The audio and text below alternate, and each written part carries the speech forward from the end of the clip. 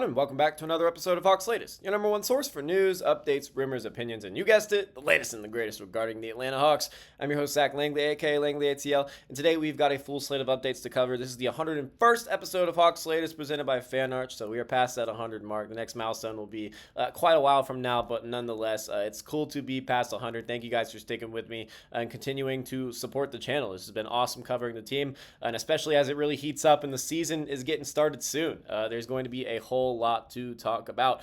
So today we are going to be diving into all things Atlanta Hawks training camp, because that is actually beginning tomorrow, and offseason news as we gear up into what could be one of the most exciting seasons in franchise history. So from the official training camp roster being announced to insights from general manager Onzi Saleh and key players like Jalen Johnson and rookie Asa Newell, we have plenty to cover today. The Hawks officially announced their 2025 training camp roster just a couple of days ago, and obviously there are some familiar faces there, but there are also some new additions that fans are going to want to watch closely, especially during training camp and trying to carve out a role with the team moving forward. That officially tips off tomorrow, and media day is actually happening shortly after this video drops, and I will be in attendance to cover all the action. I'll be at media day, and I'll talk about that a little bit more later. And obviously, by the time y'all are seeing this video, I certainly don't look like I am heading to media day, but I am.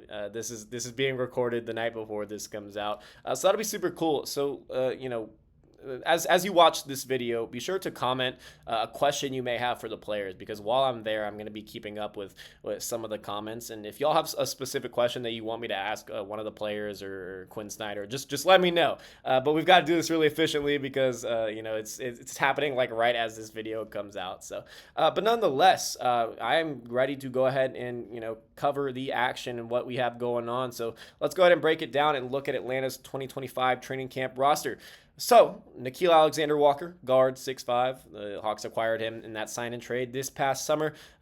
Defensive menace, just a very versatile guard that can really, cause some havoc on the defensive end. And, he's going to be someone who really complements the rest of the guys well, especially in the second unit. And, when we're going to have Dyson Daniels and Nickeil on the court at the same time, when we go into our defensive lineups, it's going to be certainly something to watch.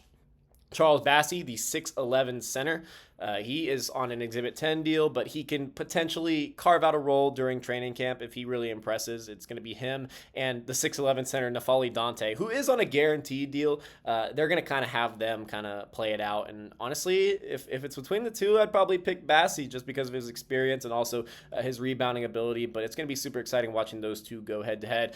Dyson Daniels, the 6'7 guard, who, should have won Defensive Player of the Year last season. He won Most Improved Player, very historic season. But we're super excited for Dyson heading into year 4 in his second year with the Hawks. We have Nikola Jurisic, who the forward/guard, the 6'8 forward/guard, definitely some good size. He just got signed, a month or two ago on that standard second-round pick multi-year deal. It's similar to the one that they signed Mohamed Gay, the 6'11 forward, who got kind of placed into a role he wasn't supposed to be in last season. He was someone who wasn't expecting to get major playing time, but he looked pretty good in the minutes that he played. He ended up starting at the 4 at the end of last season after Jalen Johnson got hurt, and he looked pretty good. Very, very good on the defensive end, great shot blocker, someone who I'm very excited about in his future with the Hawks. Caleb Houston, the 6'8 forward, who was known as a sharpshooter, was recently with the Orlando Magic. They gave up on him for whatever reason. I don't really get it, considering they're not a very good three-point shooting team, but nonetheless, he found a new home in Atlanta. He is on a non-guaranteed Exhibit 10 contract, but I certainly think he is one of, kind of the leaders and the guys who might get an official contract with the team, just filling out the roster. You have Jalen Johnson, the 6'9 forward, who is certainly someone who has pretty high expectations going into the season. He only played 36 games last season, and so he has a lot to prove, but in those limited games that he played last season, he looked like an all-star, so maybe we can see his first all-star appearance this season. We have Luke Kennard, the guard, the 6'5 guard, who is statistically one of the best three-point shooters of all time. Very excited about his first year in Atlanta, potentially only year in Atlanta. He's only on that 1 year, $11 million contract. One of the more underrated signings of the offseason. I really enjoy Luke's game, and I think he's going to bring some awesome tendencies to Atlanta's second unit. We got Vít Krejci, the 6'8 forward from the Czech Republic. Just the versatile guy who can really do it all. Underrated playmaker, very efficient shooter. I'm excited for Vite heading into this next season. He's going to have a significant role in that backup rotation. We've got Eli Njai, the 6'8 forward out of Real Madrid, is where Atlanta picked him up from. The undrafted free agent. He is certainly, looking to kind of follow a similar development path to that of Mo Gay. He's going to spend some time with College Park. He's on a two-way contract. Asa Newell, the 6'11 forward, who Atlanta actually drafted in the first round. He was supposed to be a lottery guy, fell a little bit. Atlanta picked him up. I'm super excited for him. Really a good rim runner, underrated shooter, very good form. Just a great defender, someone who Atlanta was very high on and, kind of detailed him in as their guy. Onyeka Okongwu, the 6'9" forward/center, who is going to be entering an interesting season. He won that starting job last year. He took over from Clint Capella, but Atlanta acquired this guy, Kristaps Porzingis, the 7'3" center, who will probably start in his place, but, it's kind of a thing where we're trying to see who's going to play more minutes, going into the season. Obviously, you're going to start the 7'3" guy, just for the tip, but this could be a situation where Kristaps only plays like 25 minutes a night. Okongwu plays like 28 off the bench. It's not about who starts the game, it's about who finishes, and both are going to have an even opportunity. I'm sure we're going to learn a little bit more about kind of the starting center and center rotation at media day. I'm sure Quinn Snyder will detail something about that.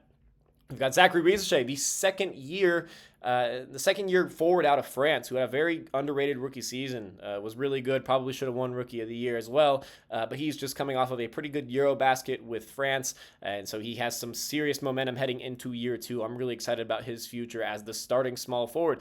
Two other two-way guys, along with Eli Njai, we've got Jacob Toppin, the 6'8 forward, who was a real standout in Summer League before getting hurt, and also Keaton Wallace, who had a pretty underrated season with the Hawks last year.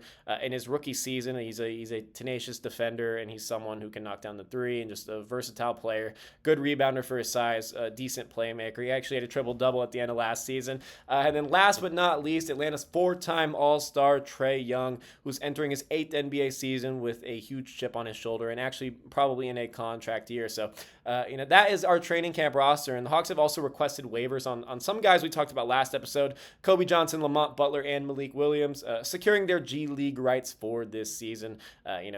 People are always confused when the Hawks will sign a few players and then cut them the day after. That is simply just to acquire their G League rights. They'll be with the College Park Skyhawks.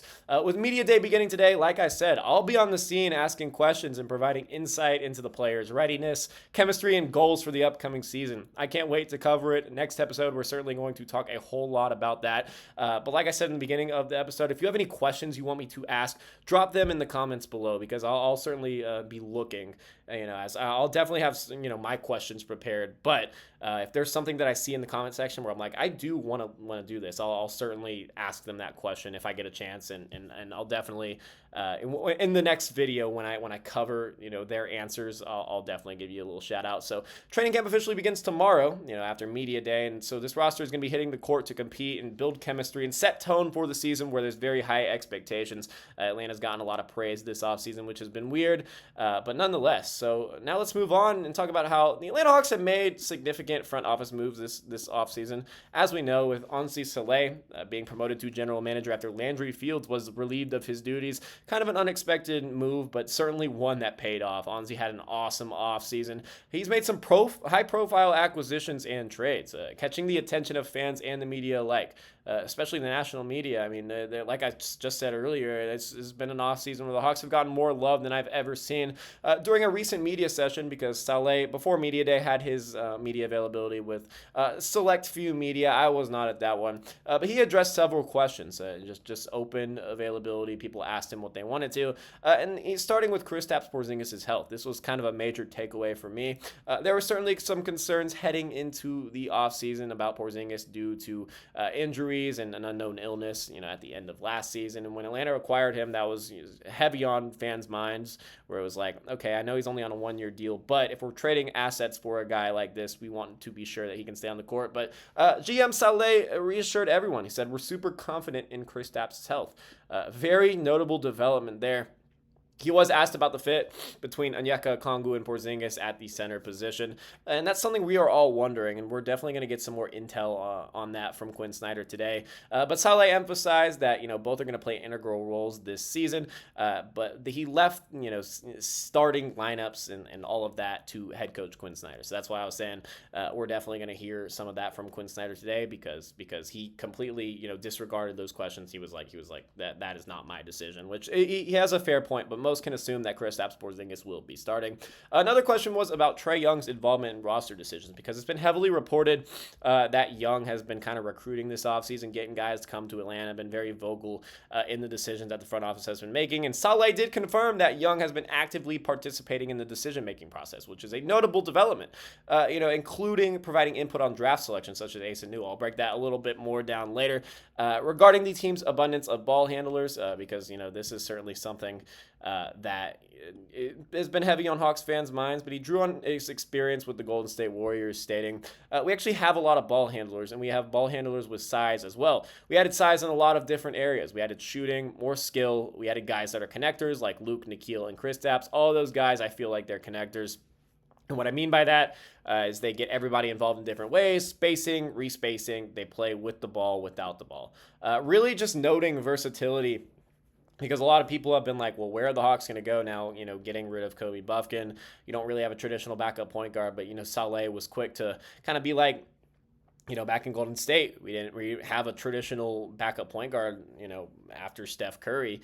And so it's like he's trying to build that same philosophy in Atlanta. It's definitely a different situation, but with guys like Vit Krejci and Luke Kennard and Nikhil, all guys that can handle the rock in the second unit, I think they'll be just fine. We've also got guys like Dyson Daniels and Jalen Johnson who are in the starting lineup, but are certainly going to take a playmaking and ball handling leap this upcoming season. So we're going to see more action with them with the ball in their hands. But nonetheless, Atlanta has several options they could go to, and finally, Saleh praised Young's leadership growth, and which is always great to see and hear about. He noted that he's often quiet and leads by example. And that's kind of what we've known from Trae. He's expected to take a more vocal role in his 8th NBA season where he's the real veteran leader of this team. So next, let's talk about Jalen Johnson, who's looking to make a major leap forward this season. So, kind of still on the topic of Anzi Saleh's media availability, he did mention something about Jalen Johnson. He expressed confidence in Johnson. He called him fully healthy and ready to roll for camp, which is a very huge development because Jalen Johnson suffered that injury at the end of last season. Not the end of last season, towards the beginning of last season. He'd only played 36 games, and he suffered that season-ending shoulder injury, which, was detrimental to Atlanta's playoff hopes. A lot of fans just kind of knew that season was over once he went down because he's that important to the lineup. But the fact that he's fully healthy and training camp hasn't even started yet means that we are going to see a Jalen Johnson that we have not seen yet. I'm super excited for his next season in the NBA. I think he has some real all-star, maybe all-NBA potential. I'm not saying he's going to make all-NBA this upcoming season, but he certainly could be an all-star candidate depending on how the Hawks record is and if he can stay healthy. The Hawks see him as a building block for the team's future, and that is not to be said lightly. Even with the addition of Kristaps Porzingis, who is going to be a very high-volume stretch big, Johnson and Trae Young are expected to remain the primary offensive weapons this season, and that should come to the surprise of nobody. They're going to really heavily focus on Trae and Jalen Johnson, just kind of leading the way with complementary players like Dyson Daniels and Kristaps Porzingis kind of filling out the rest of that lineup. It's going to be an awesome season. Johnson is fully healthy and ready to go after suffering that torn labrum in his left shoulder back on January 29th. It was like after the NBA Cup where the Hawks, played the Bucks in the NBA Cup semifinal. I don't know why I'm going blank. Yeah. NBA Cup semifinal in Vegas. And he got hurt right after that. They saw what Atlanta could do with Jalen Johnson healthy. And then he immediately got hurt, and that just kind of derailed the season.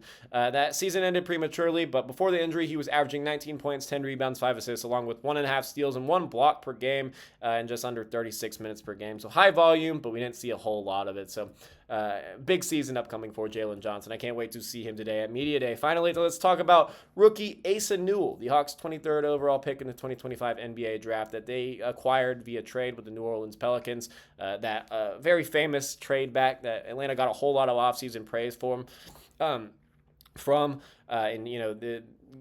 Newell was kind of designated as their guy, even if they were going to stay at 13. They definitely had some high hopes for him. There were a few guys on their radar, but Asa Newell was one of them. And when they heard that he could potentially drop, they were looking for trade back scenarios. And then they got that call from New Orleans that they couldn't even believe. And so then they traded back with them, acquiring their unprotected first-round pick next year. So Asa Newell impressed during his time at Georgia, averaging 15.5 points, 7 rebounds, and earning SEC All-Freshman Team honors. The Hawks were particularly drawn to his skill set and ability to make winning plays on the court. Trae Young, like I said, was a strong advocate for the pick.